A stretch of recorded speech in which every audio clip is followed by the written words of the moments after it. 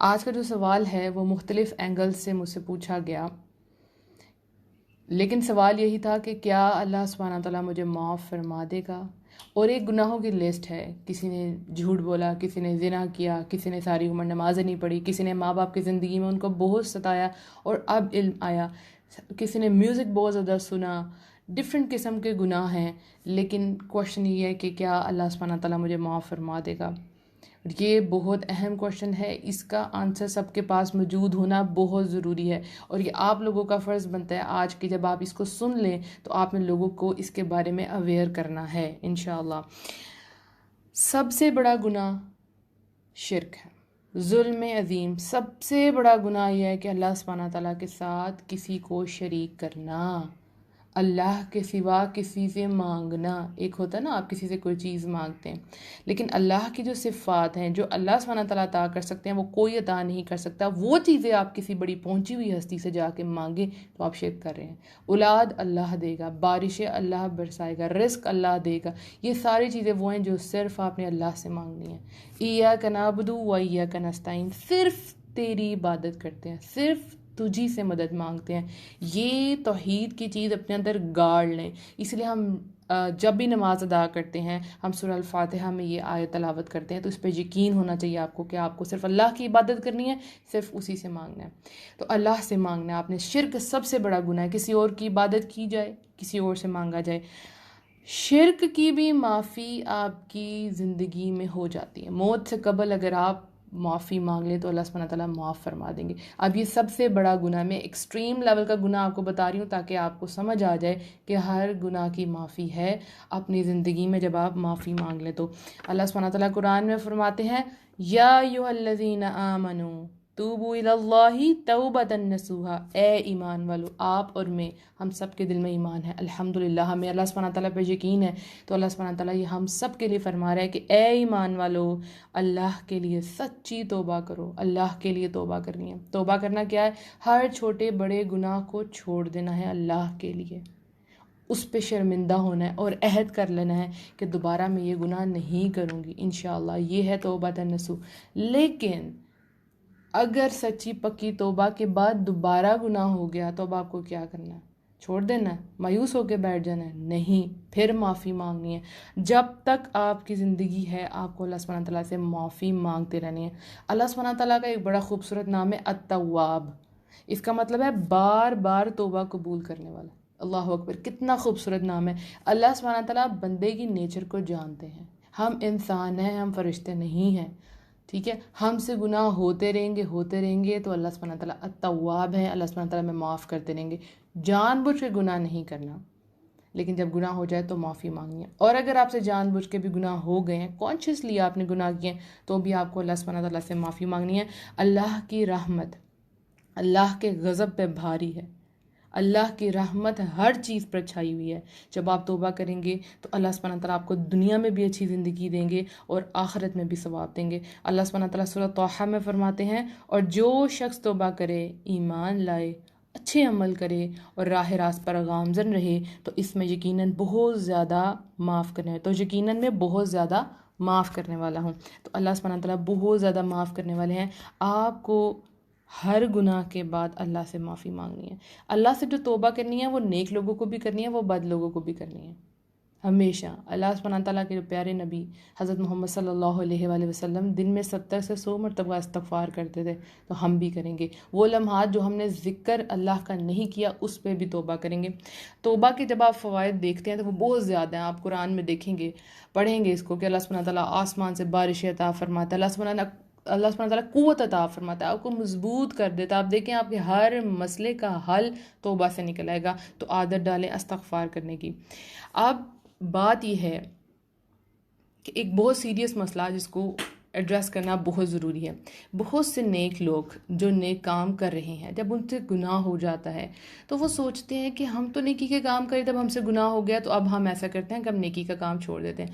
کئی لڑکیاں جو دین پڑھ رہی ہیں، ان کے ہاتھوں میں قرآن ہے اور وہ باقاعدہ نقاب کرتی ہیں، نماز پڑھتی ہیں، تو وہ سوچتی ہیں کہ ہم تو تنہائیوں میں گناہ کرتے ہیں، تو ایسا کرتے ہیں کہ ہم پردہ چھوڑ دیتے ہیں. پھر کیا فائدہ نیک بننے کا؟ ایسا نہیں کرنا. نیکیاں اور برائیاں برابر نہیں ہوتی. اگر آپ نماز پڑھ رہی ہیں، سپوز آپ سانگ سن رہی ہیں، تو آپ سوچیں کہ میں گانے سن رہی ہوں تو پھر میں نماز پڑھنے کا کیا فائدہ، میں نماز چھوڑ دوں. نہیں، نماز نہیں چھوڑنی، آپ کو تو گناہ چھوڑنا تھا.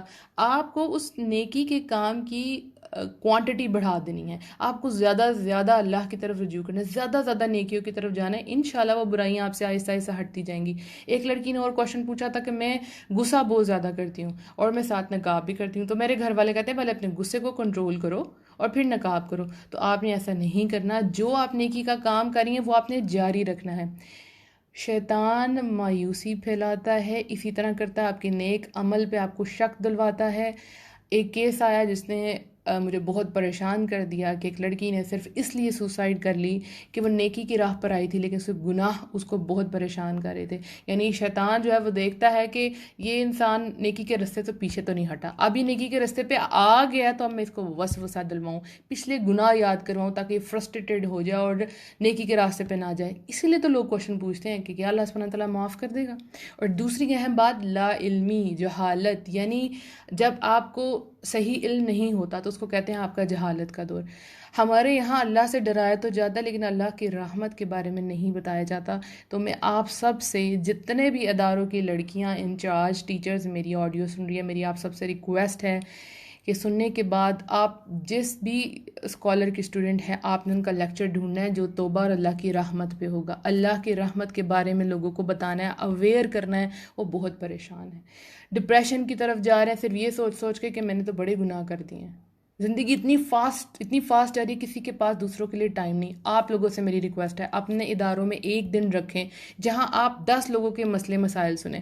ہم ان کو قرآن کی تعلیم تو دے رہے ہیں، بہت اچھی بات ہے، لیکن جو ان کے اندر مسئلے مسائل ہیں ان کو سنیں. کئی لوگ ایسے ہیں جو قرآن پکڑتے ہیں، پڑھ رہے ہیں، لیکن آپ کو یہ نہیں پتا کہ اندر وہ اللہ کے بارے میں ان کے کیا کیا وسوسے آ رہے ہیں. بہت زیادہ کوشچن آتے ہیں ہمیں، شیطانی وسوسے آتے ہیں ہمیں. کبھی کبھی یہ ڈاؤٹ ہوتا ہے نعوذ باللہ کہ اللہ سبحانہ تعالیٰ ہے بھی کہ نہیں. تو یہ مسئلے مسائل آپ کو سننے سے حل ہوں گے. آپ ان کو تعلیم دیں، لیکن ایک دن مقرر کر لیں جس دن آپ نے ان کے مسئلے مسائل سننے ہیں. فرینکنس رکھیں، ادب اور احترام اپنی جگہ، لیکن وہ آپ سے ڈر کے ایسا نہ ہو کہ وہ آپ سے اپنے مسئلے مسائل نہ شیئر کریں. وہ آپ پہ حق رکھتے ہیں، وہ آپ کے اسٹوڈنٹ ہیں، پلیز آپ ان کو ٹائم دیں. اور جب یہ لاک ڈاؤن کا سلسلہ ختم ہوتا ہے، جیسے ہی آپ کے ادارے کھلتے ہیں، تو پہلا لیکچر اللہ کی رحمت اور توبہ پہ رکھیں پلیز، تاکہ لوگوں کو ایک ہوپ ملے. اس لاک ڈاؤن میں بہت سی فرسٹریشن پھیلی، بہت سے لوگ گناہ کی طرف چلے گئے، کام کوئی نہیں تھا، شیطانی وسوسے آگے، بہت کچھ ایسا ہوا ہوگا جو نہیں ہونا چاہیے تھا. اب وہ اس گلٹ کے ساتھ جب قدم رکھیں گے اداروں میں تو ان کو پتا ہوگا کہ ہم نے تو بڑے گناہ کیے ہیں، لوگ تو ہمیں بڑا اچھا سمجھ رہے ہیں کہ یہ اچھا جی بایا اسکارف پہن کے آ گیا، اس نے تو بڑا اللہ کا ذکر کیا ہوگا اس سارے ٹائم پیریڈ میں. کسی کو اندر کی حالت کا نہیں پتا. تو آپ نے ان کو آتا ہی ویلکم کرنا ہے اللہ کی رحمت سے کہ جو ہو گیا اب اس پہ معافی مانگ لے. اللہ سبحانہ تعالیٰ کی رحمت ہر چیز پہ چھائی ہے. اللہ ظلم نہیں کرتا، جو ہو گیا معافی مانگے.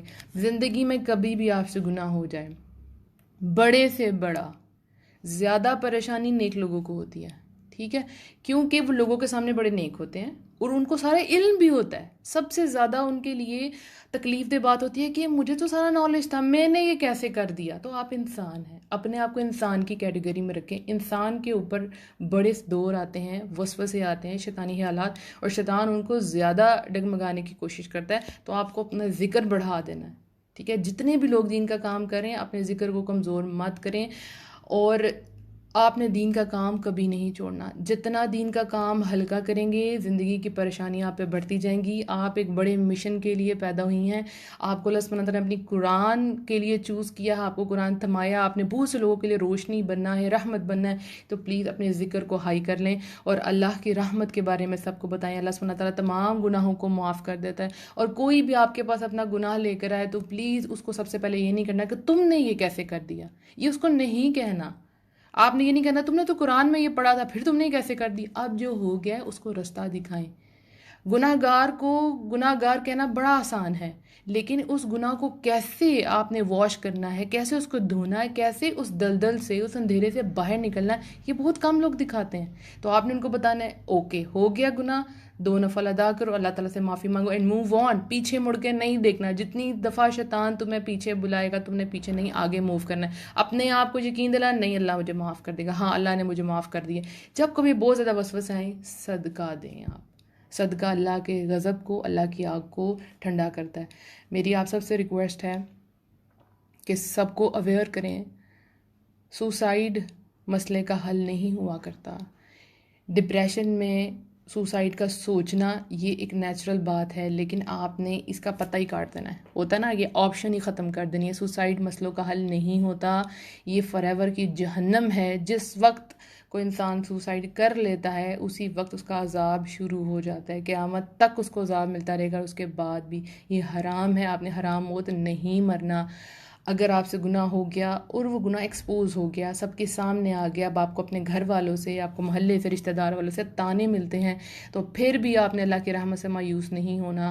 آپ نے کیا کرنا ہے, زیادہ سے زیادہ توبہ کرنی ہے, اللہ کی طرف آنا ہے. وقت گزر جائے گا, 5 سال 6 سال جتنا بھی ٹائم پیریڈ لگتا ہے, اللہ آپ کو عزت دے گا. جو بندہ سچی توبہ کرتا ہے اللہ اس کو بہت عزت دیتا ہے. آپ کے سامنے ہیں کتنے سیلیبریٹیز ہیں جنہوں نے سب کھلے عام گناہ کیے, لیکن جب وہ توبہ کی طرف آئے تو اللہ تعالیٰ نے ان کو اس سے ڈبل عزت عطا فرمائی. اللہ ہی آپ کے سامنے مثال کھول کھول کے سامنے رکھتا ہے ان لوگوں کی کہ دیکھیں اللہ کتنی عزت دیتا ہے. تو اللہ سبحانہ تعالیٰ آپ کو بھی عزت دیں گے. یہ ٹائم گزر جائے گا, کبھی سوسائڈ کی طرف نہیں آنا, نہیں آنا, نہیں آنا. یہ حرام موت ہے, یہ ایک مسلمان کی آپشن نہیں ہونی چاہیے. یہ دنیا کی زندگی اور اس کی پریشانیاں وقتی ہیں, ٹیمپرری ہیں. آگے کی زندگی ہمیشہ کی ہے, یا تو جنت یا تو جہنم. دونوں زندگیاں ہمیشہ رہنے والی ہیں. اب آپ کو سلیکٹ کرنا ہے کہ آپ کو کون سی زندگی کی طرف جانا ہے. اللہ سبحانہ تعالیٰ میری اور آپ کی, ہم سب کی پریشانیوں کو دور فرما دے, ہمیں ہوپ فل رکھے, ہمارے لیے علم کے دروازے کھول دے, عمل کرنا ہمارے لیے آسان فرما دے. اللہ سبحانہ تعالیٰ ہمیں ہمارے نفس کے شر سے محفوظ رکھے, شیطان کی اکساہٹوں سے دور رکھے. اللہ سبحانہ تعالیٰ ہمارے دلوں میں پکا سچا ایمان اور توحید گاڑ دے. آمین.